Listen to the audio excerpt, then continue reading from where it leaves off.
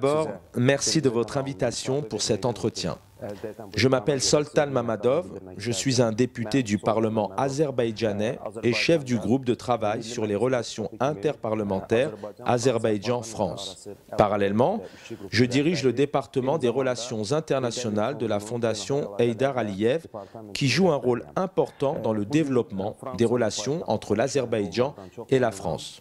Très heureux de ma visite à Paris aujourd'hui, je voudrais dire que l'objectif principal de ma venue est de discuter des questions liées au renforcement des relations interparlementaires, au développement de la coopération entre le Parlement azerbaïdjanais et l'Assemblée nationale et le Sénat français.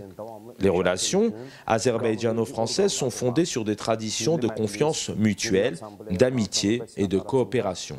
L'Azerbaïdjan attache une grande importance au développement des relations politiques, économiques, culturelles et humanitaires avec la France. Les relations entre nos pays n'ont cessé de se développer.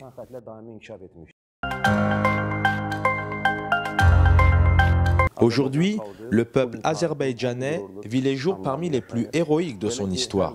Le peuple azerbaïdjanais, toujours reconnu comme un peuple hospitalier et épris de paix, a restauré son intégrité territoriale un certain temps après avoir recouvré son indépendance.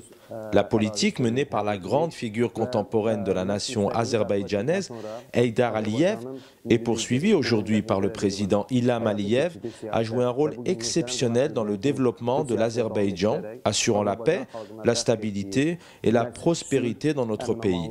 L'Azerbaïdjan est connu dans le monde pour sa position géographique originale, ses ressources naturelles, ses riches traditions et son patrimoine culturel ancien.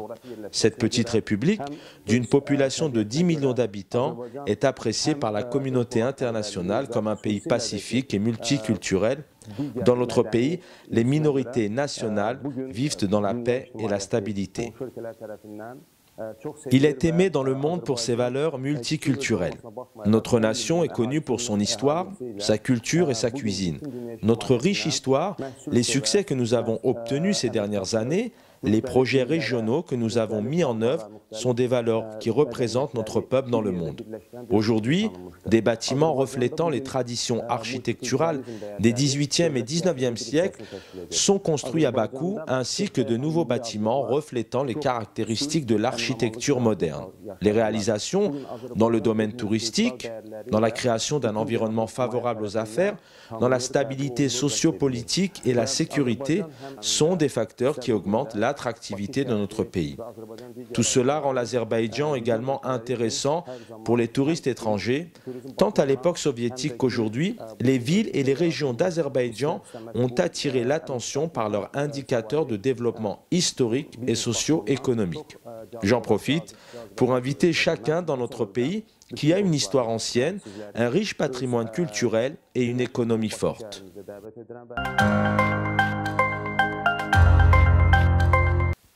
L'Azerbaïdjan est reconnu comme un pays qui joue un rôle majeur pour garantir la paix et la sécurité dans la région, en tant qu'État acquis au développement du dialogue mutuel entre les différentes cultures et les différents peuples. L'Azerbaïdjan contribue grandement à la sécurité énergétique de l'Europe. Des événements internationaux très prestigieux sont organisés dans notre pays. Pendant l'occupation de son territoire qui a duré près de 30 ans, l'Azerbaïdjan a dû se battre avec acharnement sur la scène internationale. Les résolutions du Conseil de sécurité de l'ONU et d'autres organisations internationales exigeant la libération des terres azerbaïdjanaises sont demeurées lettres mortes pendant 30 ans. Les provocations militaires de l'Arménie depuis juillet de l'année dernière ont forcé l'Azerbaïdjan à se défendre. En conséquence, nous avons restauré notre intégrité territoriale et le 8 novembre a été désigné comme jour de la victoire. Une déclaration tripartite signée entre les dirigeants azerbaïdjanais, russes et arméniens le 10 novembre 2020 a mis fin au conflit armé. Après la signature de cette déclaration, l'Azerbaïdjan a déclaré à plusieurs reprises qu'une période de paix et de stabilité dans la région avait commencé.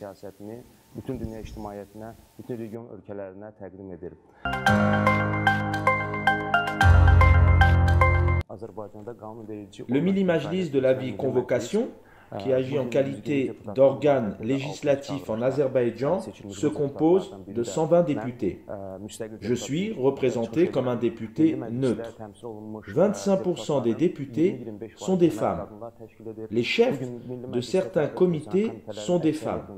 La représentation de l'Azerbaïdjan à l'Assemblée parlementaire du Conseil de l'Europe comprend aussi des femmes parlementaires dans la délégation. Le président du Parlement azerbaïdjanais est également une femme. À l'heure actuelle, le Milli Majlis est dirigé par Madame Sahiba Gafarova.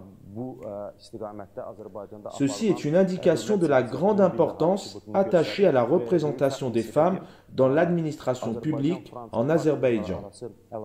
Je voudrais noter avec une grande fierté que le chef du groupe de travail azerbaïdjanais français pour les relations interparlementaires est aujourd'hui le premier vice-président de notre pays, Meriban Aliyeva. Des groupes d'amitié avec plus de 80 pays opèrent au Parlement azerbaïdjanais. L'objectif principal de ces groupes d'amitié est de contribuer aux relations bilatérales et à la coopération interparlementaire. Le groupe de travail azerbaïdjano-français sur les relations interparlementaires comprend 20 députés, dont certains sont des femmes.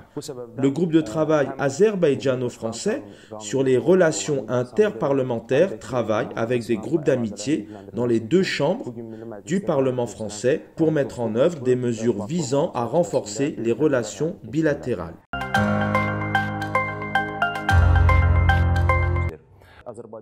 Le grand homme d'État de la nation azerbaïdjanaise, Heydar Aliyev, a effectué sa première visite officielle à l'étranger en France après avoir été élu président en 1993. Le président azerbaïdjanais lui-même, Ilham Aliyev, a également effectué sa première visite étrangère en France 10 ans plus tard, après avoir été élu président en 2003. La France est le deuxième pays, après la Turquie, à avoir ouvert son ambassade en Azerbaïdjan. L'année prochaine, nous célébrerons le 30e anniversaire de l'établissement de nos relations diplomatiques. Les relations entre l'Azerbaïdjan et la France se développent dans tous les domaines, économiques, politiques, culturels et humanitaires. Plus de 50 entreprises françaises opèrent en Azerbaïdjan. Les entreprises françaises ont investi environ 2 milliards de dollars en Azerbaïdjan. L'Azerbaïdjan a également investi plus de 2,5 milliards de dollars en France. Les satellites azerbaïdjanais, Azerspace 1 et Azerspace 2, ont été mis en orbite en coopération avec la France. Il existe de nombreuses opportunités de coopération dans les domaines humanitaires et culturels. Le centre français a été créé au sein de l'université Slave de Bakou. Le français est enseigné dans 338 écoles et 7 universités en Azerbaïdjan. Et le français est la troisième langue la plus enseignée après l'anglais et le russe.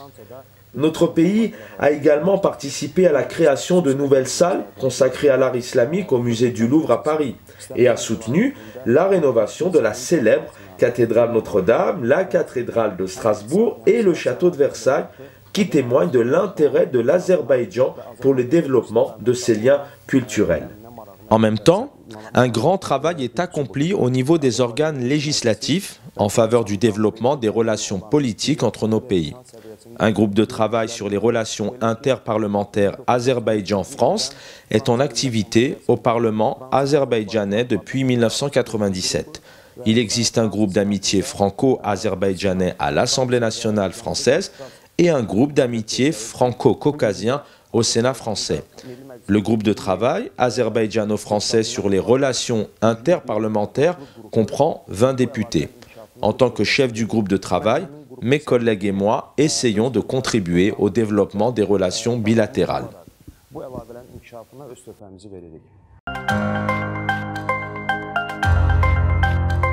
La victoire de l'Azerbaïdjan a été un indicateur de la cohésion de notre peuple, de la force de notre État, ainsi que du rétablissement de la justice et de la mise en œuvre du droit international.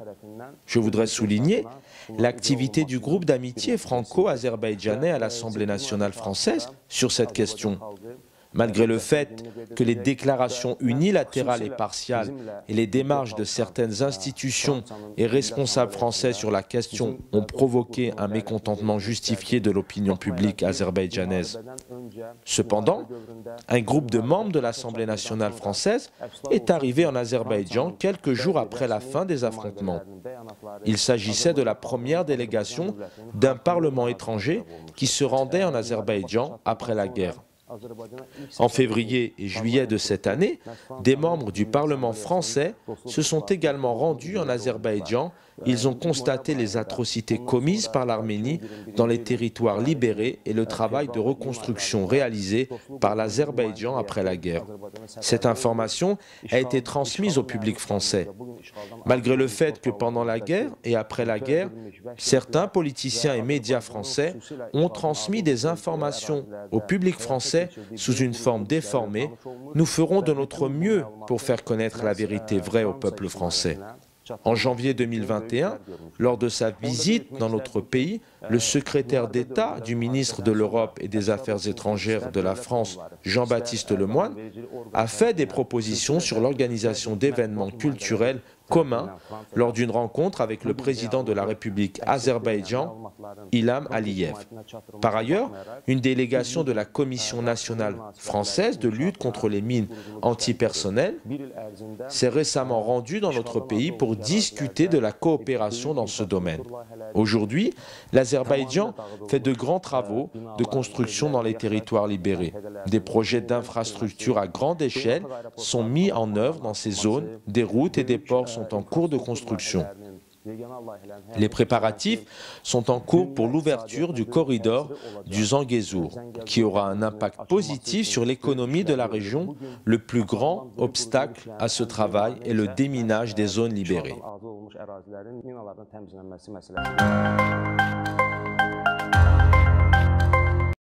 Un an s'est écoulé depuis la résolution du conflit. Aujourd'hui, après avoir signé une déclaration trilatérale, l'Azerbaïdjan a proposé la délimitation et la démarcation des frontières avec l'Arménie et la signature d'un accord de paix. Malheureusement, nous ne voyons pas de position constructive sur cette proposition de la part de l'Arménie. Cependant, nous espérons que l'Arménie évaluera correctement les réalités et soutiendra la signature d'un accord de paix et l'ouverture d'une période de stabilité dans la région. L'Arménie doit signer un accord de paix pour assurer son développement et avoir la possibilité de participer à des projets d'importance mondiale dans la région. Nous pensons que les coprésidents et les États membres du groupe de Minsk de l'OSCE aideront l'Arménie à prendre des mesures constructives, car la signature de cet accord est inévitable et le groupe de Minsk de l'OSCE peut jouer un rôle actif dans ce processus. Nous pensons que la communauté internationale, dont la France, le groupe de Minsk de l'OSCE, dans le cadre de sa nouvelle mission, appelleront l'Arménie à signer un accord de paix et à se joindre aux initiatives qui serviront le développement de la région.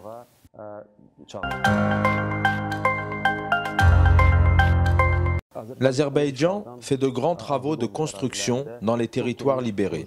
L'ouverture du corridor du Zangezur contribuera grandement à renforcer le potentiel économique de la région.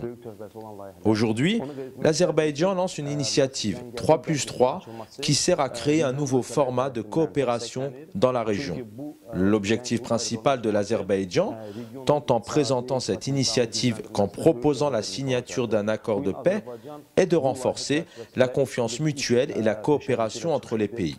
Malheureusement, l'Arménie ignore toujours les appels à la paix de l'Azerbaïdjan.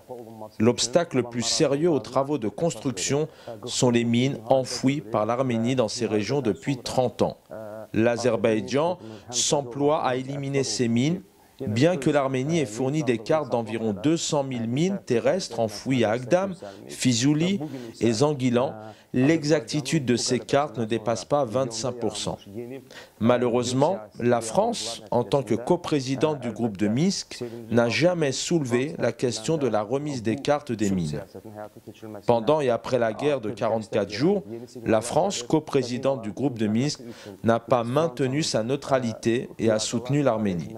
Nous nous félicitons pourtant des initiatives de la France pour participer au processus de déminage des territoires libérés dans la période post-conflit. RTV remercie chaleureusement pour leur accueil le Centre culturel de l'Azerbaïdjan, Monsieur l'ambassadeur de l'Azerbaïdjan Rahman Mustafayev, Monsieur Soltan Mamadov, député, Madame Shala Agalarova, journaliste, Madame Ayten Grako, collaboratrice de l'ambassadeur de l'Azerbaïdjan.